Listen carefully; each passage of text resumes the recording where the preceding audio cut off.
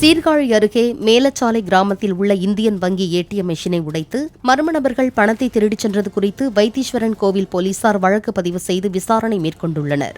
Mask அணிந்த 3 பேர் மின்சாரத்தை நிறுத்திவிட்டு பணத்தை கொள்ளையடித்து சென்றதாக போலீசார் தெரிவித்துள்ளனர்.